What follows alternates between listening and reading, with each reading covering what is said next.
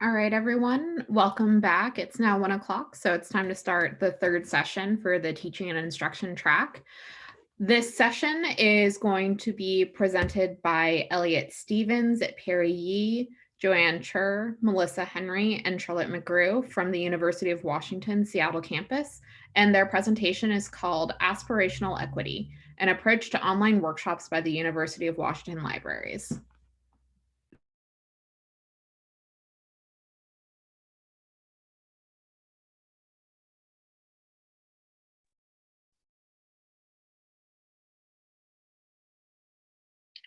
All right, thanks Diana for the intro, and thank you Elliott for sharing the screen during this session.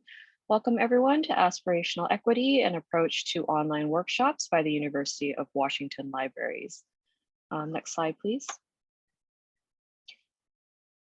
So just a quick round of introductions. We are all UW Library staff. My name is Joanne Chern, she, her pronouns, and I am a graduate assistant at the Research Commons. I'm Melissa Henry. I also use she, her pronouns, and I'm a graduate assistant with Libraries Instructional Design and Outreach. My name is Charlotte McGrew. I use she, her, or they, them pronouns, and I'm also a graduate assistant with the Instructional Design.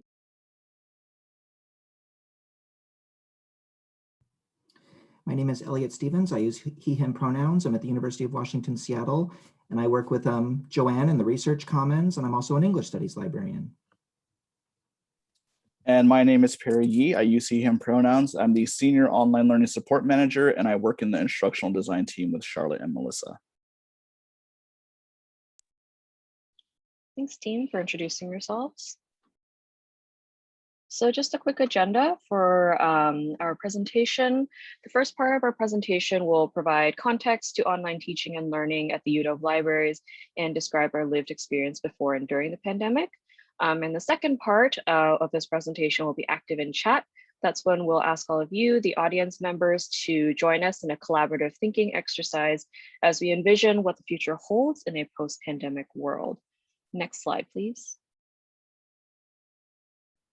We just want to let you all know that this session is not a how-to guide on how to build an online workshop. We're really just giving our sort of open and honest opinions about our experience to give our perspective. We would love to hear yours as well. And if you have any questions or feedback for anything that we cover here, please feel free to drop it in the chat or in the Q&A. Next slide, please. So our approach to online learning is demonstrated through this philosophy held by the UW Libraries, which is online first, equity first. Next slide, please. So from the publication put out by the UW Libraries, this is a cohesive vision of online and hybrid learning, which adopts a transformative mindset regarding remote support, equity, and sustainability. And this is something that has really come into sharp focus during the pandemic and having to go pretty much wholly online. Next slide, please. This framework is values driven. I won't read everything on this slide just for the sake of time, but our main tenets are equity, consistency, sustainability, opportunity, and community. And this is what we kind of keep going back to in order to ground our pedagogy throughout these online learning environments. Next slide, please. Today, we'll be talking about a variety of programs that are hosted by the UW Libraries. There will be Storytelling Fellows, the Graduate Student Research Institute, Digital Scholarship Summer Immersion Programs, Scholar Studio, and Participatory Design. We'll discuss how all of these programs operated before the pandemic and then how they transitioned in pandemic times. Next slide, please.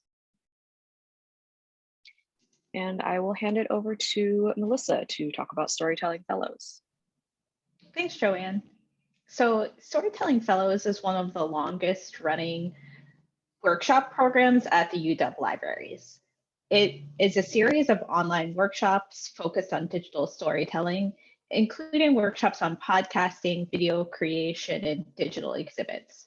And really from its inception, we wanted to focus on building community amongst graduate students, as we see this as something that our library was lacking previously, And it really includes a lot of icebreakers and interactive sorts of activities for participants along with learning skills in digital storytelling. So next slide. So before the pandemic, Storytelling Fellows was offered online, and it contained synchronous Zoom meetings and asynchronous activities and chat options through things like Slack. It was designed for graduate students and particularly online graduate students.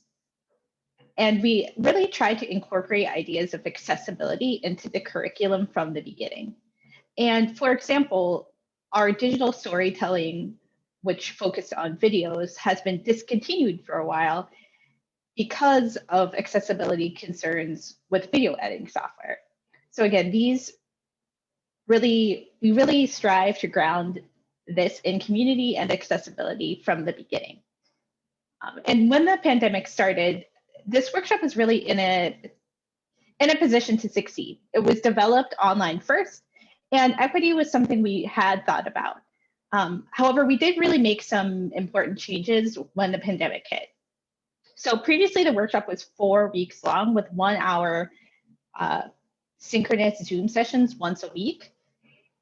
At the start of the pandemic, though, we noticed that a lot of library workers were uncertain of what to do online as their job was transitioning from in-person to online. So we offered a library staff only workshop, and it was 2 weeks long, and it was condensed. So this provided a lot more time for work hours to be available for those people, and it also provided a lot more like engagement and consistency in hopes of building that sense of community as the pandemic started. But when the pandemic wore on, we also noticed that people were experiencing fatigue, especially in Zoom. So we actually did not do our regular podcasting offering. Instead, we offered a 3-hour workshop. So this really condensed everything, but also gave people a foundation for maybe working on podcasting independently. And while we really focused on accessibility, we did not have as much of a focus on anti-racism in our curriculum. So we really, as racial protests were happening, we decided to try to focus more on anti-racism throughout our workshop.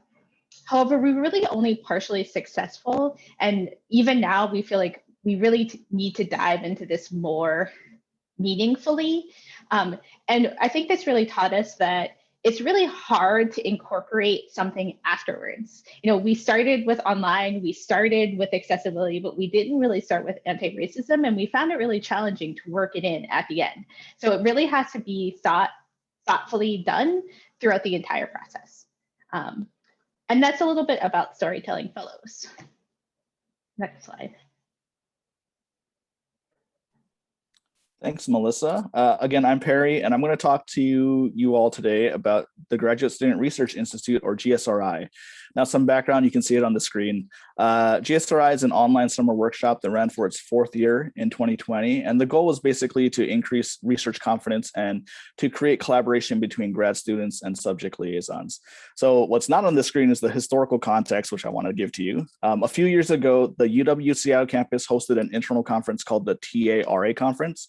And this was for students who either held a TA or a RA appointment during the academic year. And this was a 2-day conference that had sessions from campus partners like the graduate school, the UW IT department, the Center for Teaching and Learning, and yes, the libraries. And we actually provided 2 sessions as part of the TA-RA conference, which are basically like lectures with some activities sprinkled in. One of those sessions was focused on data management, and the other was a more generalized version. And that session was called Research Smarter, Not Harder, which is now the tagline for GSRI. In 2017, the conference shifted to focus solely on TA. So it kind of left the libraries with a dilemma, right? We have a research focus. So what do we do now with these sessions that were very well attended? I'm talking about over 100 plus students who attended. We even required a spillover room where we had to like a live stream and Adobe connect to some other room. It was a whole to do. And we decided that this content is great. Let's just shift it online. So in 2017, we shifted to online out of necessity before shifting to online out of necessity was a thing. And along with this shift, we shifted to a format of skill building, to community building, and general preparedness for the rigors of graduate school. So what does GSRI look like? Can we get the next slide, please? Well, GSRI is hosted entirely in Canvas, or it was initially, and it takes place over 5 days, and we would provide students with a daily learning module, which includes general information about the libraries, about our resources and services that we offer, and about research strategies and skills. And we also paired that with a daily discussion board that was moderated by library staff, where all of our colleagues would respond to any student-generated post, and we'd answer questions about the topic of the day. And the topics could include anything from like effective academic research to Google Scholar versus library databases to citation management tools, things like that. Students were separated into cohorts based on their program discipline, and they each had their own separate Canvas course where we would match them with the appropriate subject librarian and staff who had either some expertise or interest in that cohort. Cohorts usually had around 2 to 3 staff members along with 10 to 25 students. And I mentioned again, the workshop was 5 days, and we would offer that twice during the summer as kind of a lead into the fall quarter. So it essentially functioned like a graduate student orientation to the library, is just an online version of that. And it was very successful. In 2017, the first year of GSRI, we had 172 students register, and we gave them all access to this Canvas course. And the following year, we made iterations, and those numbers increased to 260. And in 2019, we saw 291 registrants. So things were looking pretty good. We were scaling pretty nicely. And then the pandemic hit. And things definitely changed, but a lot of the changes that we made to the course were also part of a longer iterative strategy that we would implement to make improvements to the course, to the learning environment, and to the student experience in general. During the pandemic, we noted some key institutional surveys that identified a lack of communication and a lack of community building amongst students. So we decided to do away with in-course discussion boards altogether, and then we shifted to Slack as our main communication tool of choice. We figured that it was more responsive, people could have more open discussions, and they could gather and collaborate in different ways. We also noted that our library's colleagues were feeling disconnected from students, so we hosted 2 optional synchronous sessions in GSRI that were facilitated through Zoom. The course still remained a 5-day workshop. It would start on Monday and end on Friday. So we would host like a kickoff session on Monday, and one of our discipline groups, the sciences, held their own midweek check-in on Wednesday. Again, these sessions were very well attended. We heard a lot of great feedback from both staff and students that it was really nice to get FaceTime with each other. We had over 30 library staff members who participated and introduced themselves and introduced one key tip for new graduate students. Everyone loved it. Again, it was offered twice during the summer, and between the 2 summer sessions, we practically doubled in size. Over 560 students registered for the workshop, and we gave them all access to the Canvas course, which they still have to this day. Since we were already online, we didn't really need to change too much during that pandemic, but we did know that the connection and the community building piece was more important now than ever, and that resulted in our move from Canvas discussion boards to Slack. We kept the same cohort model, but we also had large communal spaces where all students, regardless of cohort, could participate. And we also encouraged students to create their own communities, which many of them did by creating new Slack channels or starting new group direct message systems. So feedback, again, was fantastic, and a lot of folks loved that new format. So that's GSRI in a nutshell. I'm going to turn it over to Elliott now, who'll talk a little bit about our Digital Scholarship Summer Immersion Program. Great, thank you so much, Perry. So I'm going to talk about the Digital Scholarship Summer Immersion Program, or DSSI as we call it. And this is a summertime multi-track digital scholarship program for faculty, staff, and students. In some ways, parts of it were inspired by our Storytelling Fellows workshops that Melissa was talking about, because in those workshops, we were only working with graduate students. And here we decided to open things up also to faculty, to staff, graduate students definitely, and potentially undergraduate students. And so what has this one looked like over time? So before the pandemic in 2019, we held this event in a big open library space. So this is an example of something that was definitely in library spaces before the pandemic.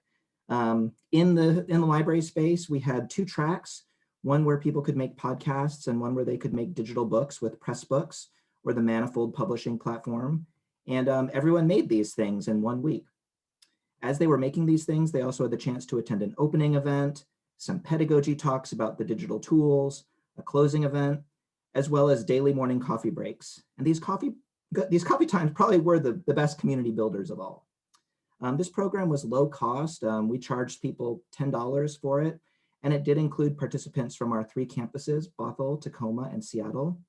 Perry and I and a graduate student, Dovi Patino, taught the podcasting course, and we had just lots of fun. One faculty member in it, Alka Korean at UW Bothell, went on to make her own podcast after this. It's the South Asian Films and Books podcast, and she has now 19 episodes. A graduate student at UW Seattle went on to teach podcasting in his classes after DSSI and featured that element of his teaching heavily after he graduated and when he went on the job market. But then came the move to totally online. And for 2020, we probably would have done the same thing. We would have had DSSI in library spaces if the pandemic hadn't happened. But because of the pandemic, we shifted everything to online. All those tracks, all those talks, even sort of a fuzzy concept of coffee breaks. We also decided that a pandemic was a great time for some reason to add even further complexity to the program. We wanted to add a 3rd track, one in digital exhibit making with the Omeka platform. And so you can probably already tell from my tone that there were some problems here. For one thing, in our shift to totally online, we had assumed that all the things we had done in Storytelling Fellows and GSRI would work seamlessly in DSSI.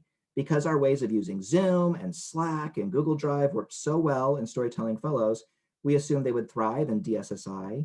But if anything, all these different tools just cluttered up the learning environment this time, or they were used inconsistently in the tracks.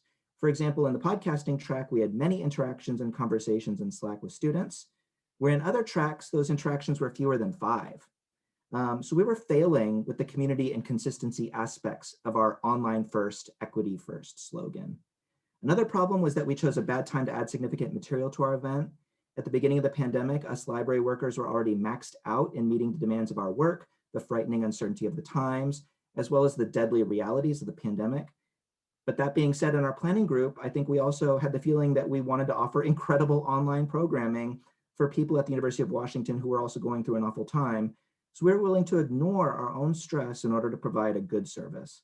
And that was a mistake and revealed to me how online first, equity first is a phrase that needs to be applied just as much to library workers as it does to library users. It's not good for library workers to be in situations that are unsustainable. And aside from the problems with the online learning environment and the additional track, we also faltered with regard to equity in terms of having a clear statement about anti-racism as well as clear action. And Melissa has already, she's spoken about this in Storytelling Fellows, and I think it was the case in this one as well. As we were putting together DSSI, we were all following the news about George Floyd's murder, as well as the national and local protests and organizing that followed. We wanted to have an anti-racism statement on the program's website, so we did that. And in our podcasting track, which Perry, Joanne, and I worked on, we had the idea that we'd work in opportunities for discussion and lesson planning related to anti-racism and anti-racist pedagogy. But once in this 2-week workshop, we mentioned these anti-racist materials we had put together, and we also posted a couple things in Slack. But altogether, I think we agree that this effort of ours was more of a half measure. It was barely part of the teaching or the praxis. So in that way, equity was not first, but closer to last. And I will pass it along to Joanne. Thanks, Elliott. Hi, everyone. I'm back again. So Scholar Studio is a fun informal event that features rapid fire Ignite style presentations, which are timed at 5 minutes each, given by graduate students and postdocs doing research on topics related to an interdisciplinary theme. This program takes place every quarter and is a collaboration between the UW Library's Research Commons and the graduate core programs. The program is targeted towards students conducting research who want to hone their presentation skills, learn to communicate their research with the wider community, and build connections with other researchers. Next slide, please. So pre-pandemic, the program was ostensibly tri-campus, so covering Seattle, Bothell, and Tacoma, but was held physically on the Seattle campus. So this did limit, for people who weren't able to make the trek out to Seattle. There had been requests from participants and audience members to have the event streamed or recorded in the past, but there was no real urgency around that until the pandemic hit. So during the pandemic, the program went entirely online out of necessity.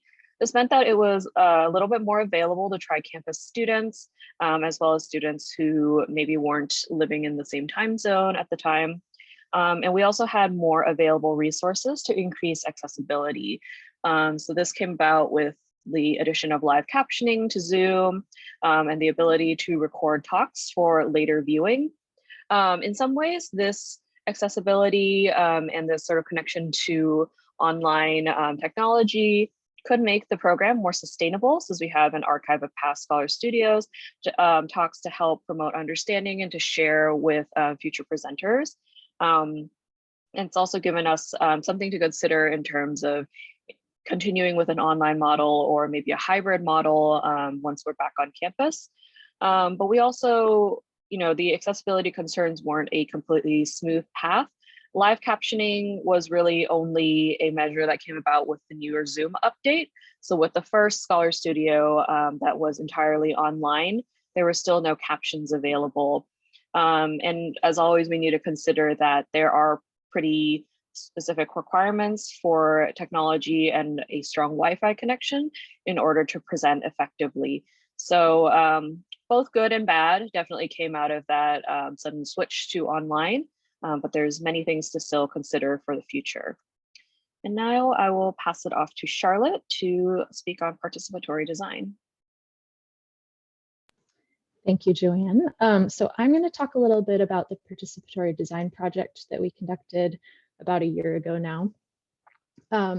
This wasn't exactly a workshop, so it's a little bit different than the other ones, but essentially we planned a two-part participatory design project. The first part would be in person and working with first-year students. Another team was doing that. And then our team designed a virtual online-only participatory design project that school was to target online learners specifically, and to work alongside them to identify gaps, needs, and to design solutions to help the library serve them. The other project had already started, and we had already recruited our group of students. They were committed, I believe, when the pandemic hit and shut everything down. So I'm going to talk a little bit about what changed. Next slide, please.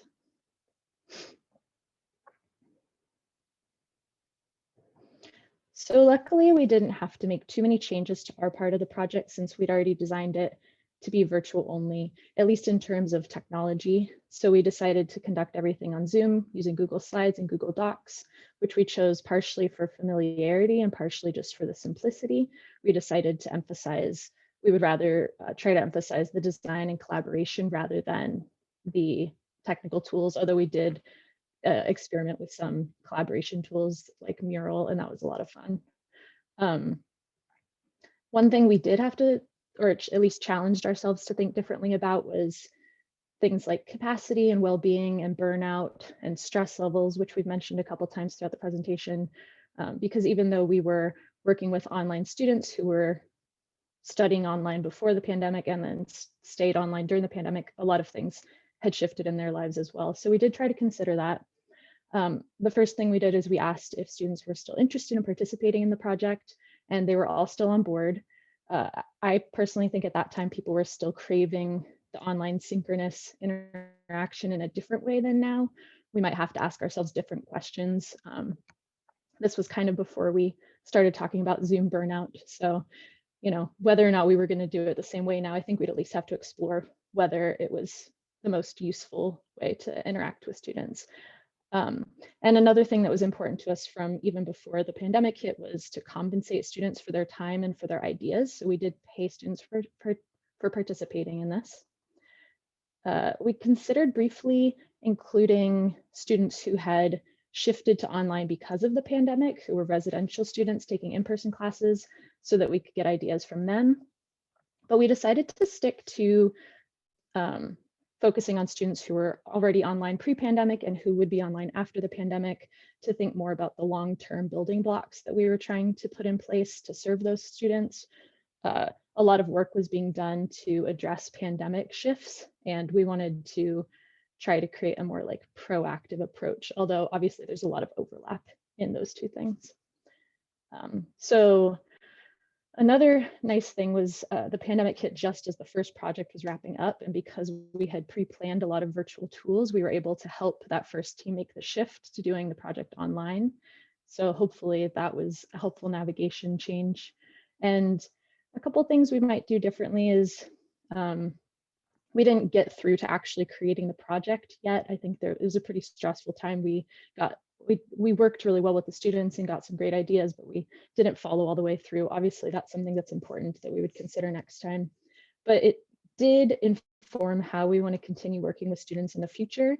We're thinking about ways that we can get more student voices in. 3 of us on this presentation are students, but we're also all employees of the library. So how can we expand that reach to get students collaborating with the libraries on serving them?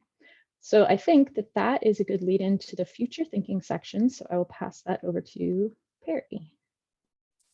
Thanks, Charlotte. This is Perry again. So as a recap, those are our workshops. And as we investigated how our workshops changed for this presentation that we're giving right now, we used a series of framing questions to help us reflect and critique how our programs ran, what our practices look like, and the cognitive and emotional labor to run each of these workshops. And for full transparency, I will post these questions in our chat window, which will be a good opportunity for everyone to get oriented to the chat window, because we'll be doing an exercise with you there in just a moment. But those questions were: what were our experiences with online learning before the pandemic? What were our thoughts about it? How was the transition from in-person to online? Thoughts, feelings, and takeaways.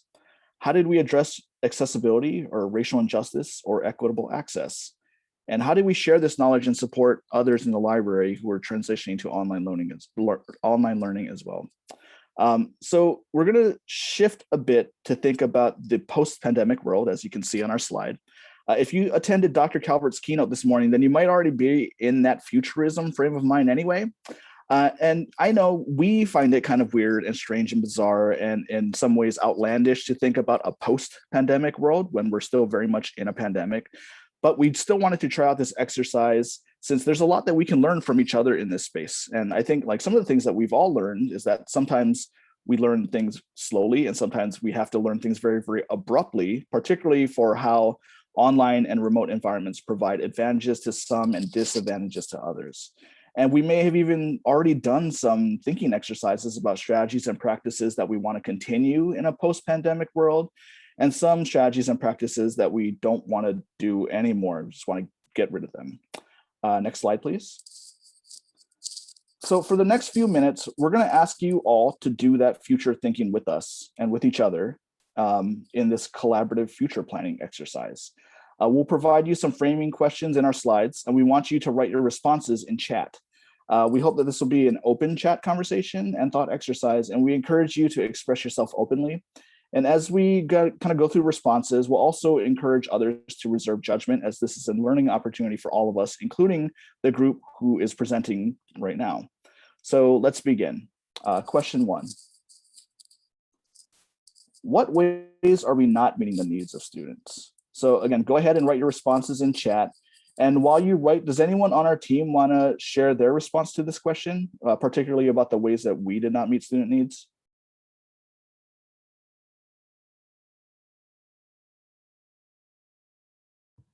I think childcare comes to mind, or caring for others. Just, I don't think that was something that I was necessarily thinking about in the planning stage, but it becomes very apparent when we're meeting together and in community with each other that childcare looks very different and can be disproportionate in people's lives.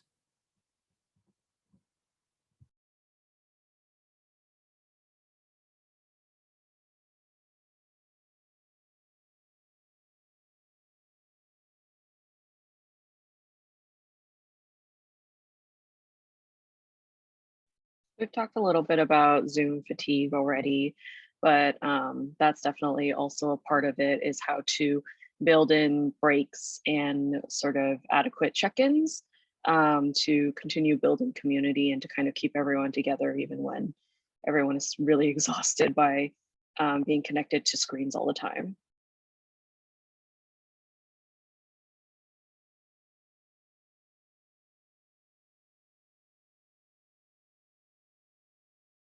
Great, and I just want to acknowledge responses that are coming in chat right now. Ensuring that all students have access to the same technology, definitely. And we are currently unable to meet the needs for collaborative and social study spaces. That is huge. That is something that we've talked a lot about at the UW libraries. And as we continue to talk about, as we think more broadly about reopening physical spaces and what that might look like for kind of like online versions of that. Definitely ADA accessibility issues with online technology. The lack of accessibility and the lack of multiple means of representation in a lot of our platforms and online offerings was a big one, yes.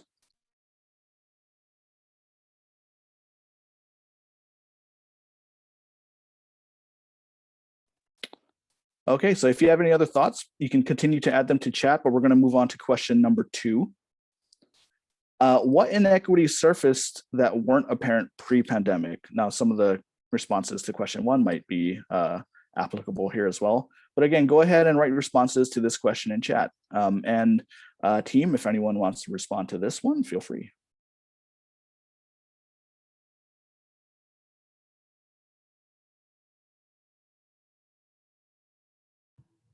I work a little bit with high school students, and I was completely oblivious to the digital divide that high school students in the public schools have in terms of having a laptop.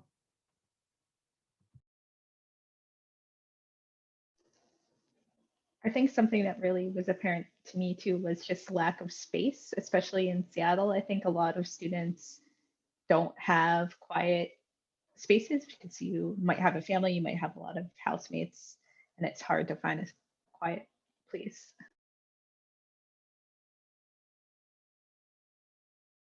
Yeah, definitely.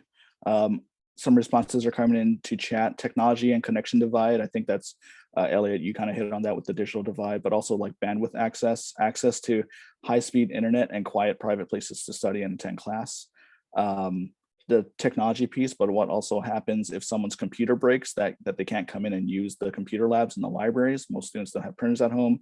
I feel like a lot of staff don't have printers at home. We definitely saw this inequitable access to technology from the staff perspective as well. A lot of staff were not prepared at all for the shift to remote. Learning spaces are hard to find when many public spaces are closed, yes.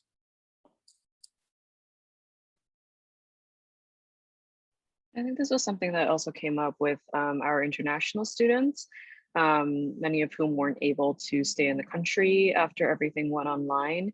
And considering like in which countries things that we take for granted, like Google Drive, are not as accessible, and sort of considering the issues that come with just simply living in very different spaces and different time zones, and how to access programming when you're kind of in that situation. Yeah, definitely. One of the aha moments is like, YouTube's banned in China. Did not know that. So a lot of the information was surfacing that we were just completely unaware of at the time. And I do want to address a couple other contributions in the chat. For that first question about multiple learning styles and multiple learning preferences, yes, definitely. And difficulty in preparing course reserves when we can't have a physical book to check out. I feel like that's still an ongoing issue. Let's move on to question 3. So thinking about all of these inequities, do we think that the pandemic created those inequities? And why do you think that is? Or why don't you think the pandemic created the inequities? And again, go ahead and write your responses. And as you write, think about like how those inequities exist. And again, open to our team. Anyone want to respond to this one?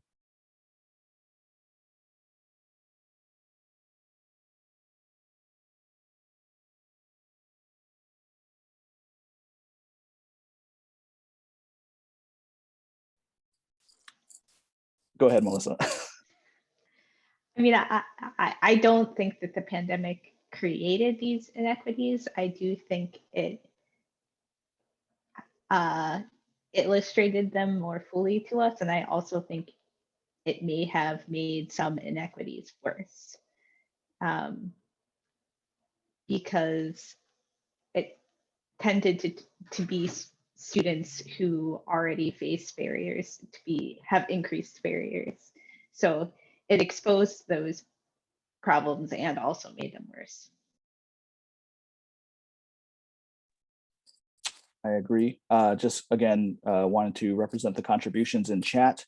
So even with providing hotspots, cell service to run those hotspots is variable, yes. And then in terms of this question about creating the inequities, create, no, make visible, yes. And I think that's a common theme throughout these responses.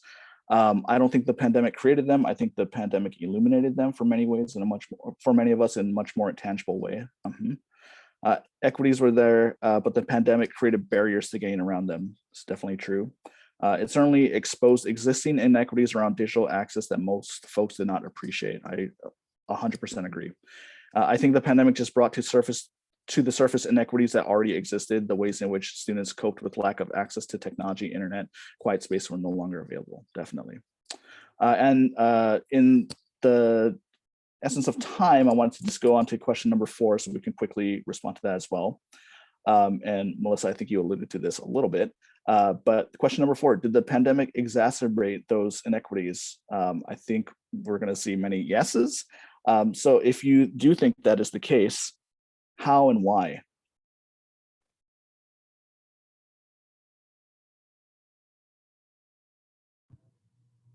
I keep thinking back to what Scout was saying in the keynote, and it kind of makes me think about, like, there is not interoperability in so many systems. And if there were more interoperability, I don't think we'd be seeing the same, like, compounding of problems and entrenching of inequity. I wholeheartedly agree. And I just want to recognize the contributions in chat again. The lack of ability to travel to where you could overcome them. Yes, I think mobility has definitely been an issue in the pandemic too.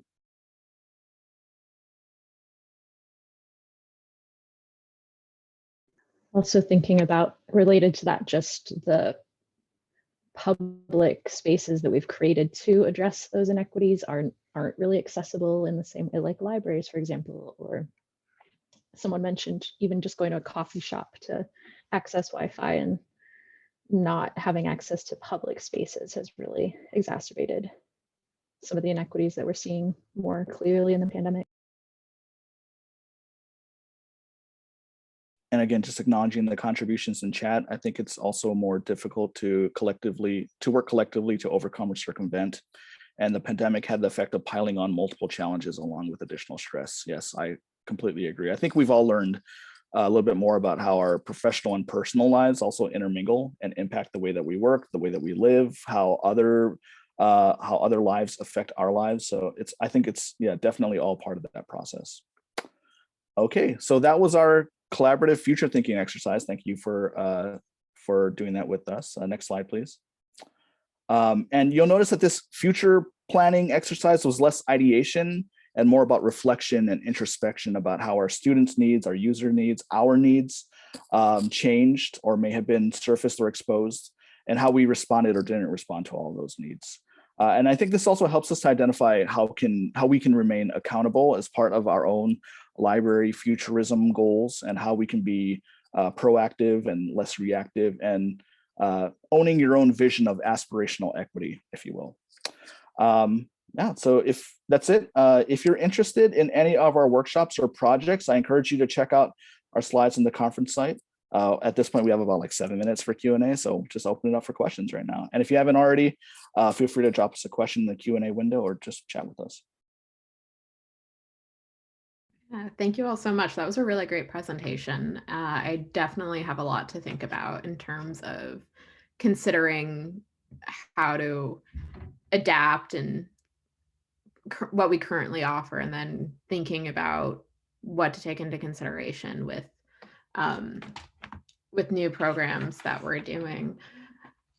So are there any questions that folks just want to pop in?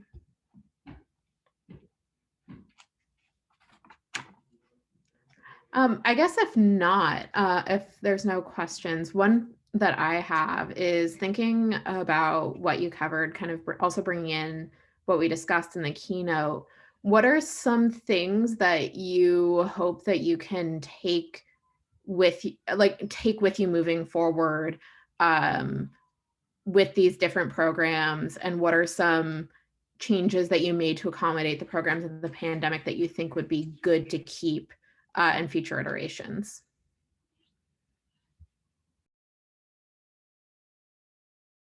I think one unifying theory does seem to be accessibility. The more accessibility is there from the beginning and all throughout and across programs, the way more flexible it is and interoperable it is. So I think that's something that we were kind of starting to do before the pandemic, but I think it's certainly something we've tried to continue to do, but I think to me, that's one. And I think I think now we all kind of have a foundational knowledge of what it's like to operate in a teaching and learning space online. So whereas the question would be like, can we make something that is digital born? The answer is yes. And now how do we level up those skills? How do we make something that is accessible born or equity born, and make sure that that's part of our workflow and part of our process moving forward?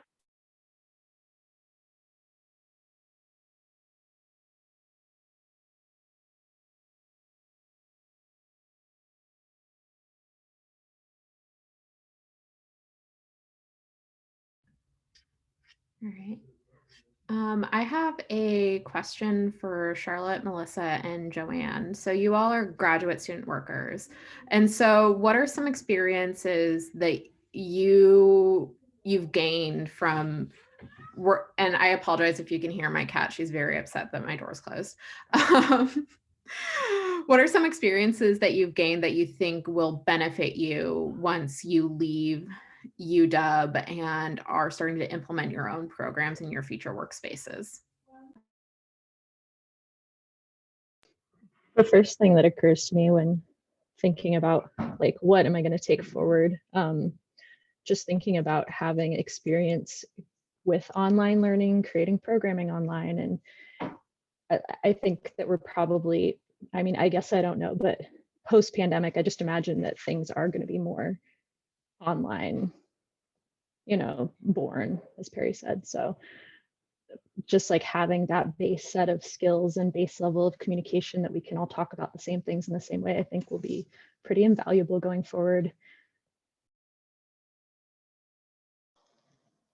And I know something I think about a lot is that I feel really lucky being on my team that I was able to be a part of a lot of project planning and strategic discussions and trying to get people on board to working online, because our team had already done a lot of online stuff. And I think it's really hard and stressful times to get everyone sort of on the same page and thinking about things in the same way. And I don't think that we did that 100%, but I think that the kind of strategic planning and communication and gathering people to work together is something that I'm really going to take. And I appreciate that as a graduate student, I was able to be a part of those kinds of conversations and that work. Yeah, one of the downsides to going last is that Charlotte and Melissa have already covered a lot of what I wanted to say. Yeah, I definitely really appreciate working with this team and also just at the UW libraries, and kind of seeing that switch happen. I think I didn't sign up for my graduate program thinking that I was going to be online. I'm definitely more of a person who prefers to learn in person, but going from being able to opt into that online learning environment to it becoming mandatory gave me a lot of perspective on, where we can sort of fill in those gaps through either hybrid models or online born models, to use Perry's terminology. And I think the main thing that I've gotten out of this is that community is something that people are always really looking for. And it's becoming just harder than ever right now, with everyone being really tired of being online and, realizing the sort of long-term effects of being in a situation where you can't communicate with people face to face in person for the most part, and kind of how to keep motivation going for people who, none of us have ever been in this situation. for so long. So it's given me a lot of sympathy and a lot of it just making me feel a lot more attuned to that as a necessary part of program building rather than just like something I add on at the end. Well, thank you all so much. We are at time.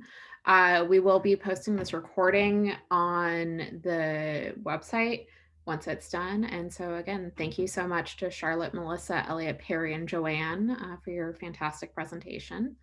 Our next session is at 2 p.m. and we'll be having a 15-minute break and then we'll be back.